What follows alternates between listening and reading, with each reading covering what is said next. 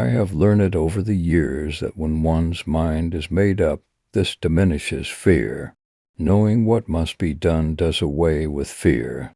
I would like to be remembered as a person who wanted to be free, so other people would be also free. Racism is still with us, but it is up to us to prepare our children for what they have to meet, and hopefully we shall overcome.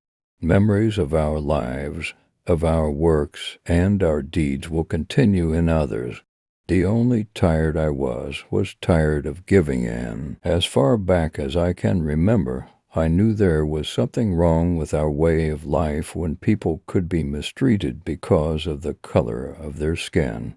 People always say that I didn't give up my seat because I was tired, but that isn't true. I was not tired physically, no. The only tired I was tired of giving in. You must never be fearful about what you are doing when it is right. Knowing what must be done does away with fear. I believe we are here on the planet Earth to live, grow up, and do what we can to make this world a better place for all people to enjoy freedom. Each person must live their life as a model for others. Stand for something or you will fall for anything.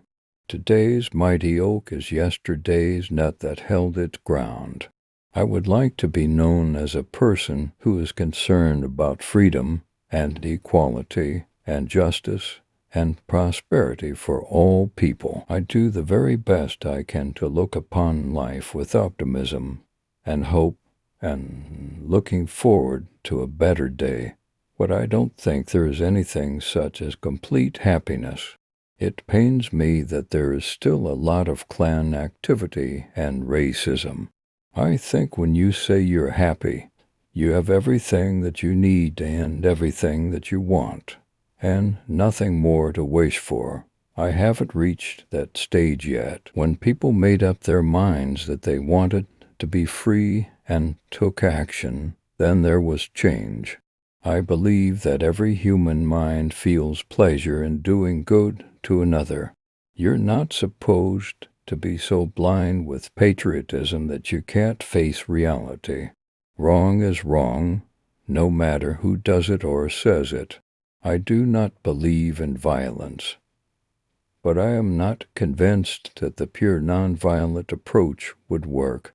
That is to say, I do not personally believe in violence. I had not planned to get arrested. I had plenty to do without having to end up in jail.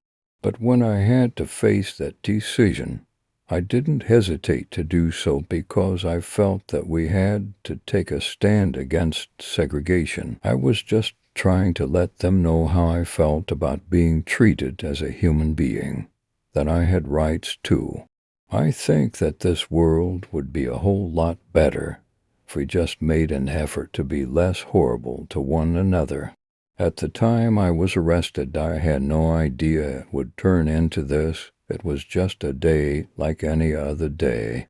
The only thing that made it significant was that the masses of the people joined in. There is just so much hurt, disappointment, and oppression one can take.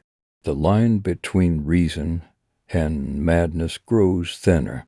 I am leaving this legacy to all of you, to bring peace, justice, equality, love, and a fulfillment of what our lives should be. Without vision, the people will perish, and without courage and inspiration, dreams will die. The dream of freedom and peace. The greatness of a community is most accurately measured by the compassionate actions of its members. To bring about change, you must not be afraid to take the first step. We will fail when we fail to try. I have learned that friendship isn't about who you've known the longest. It's about who came and never left your side. There is always something to think about in the present and in the future. I believe that God gives you a lot of strength, and He gave me a lot of strength on that day. My only concern was to get home after a hard day's work.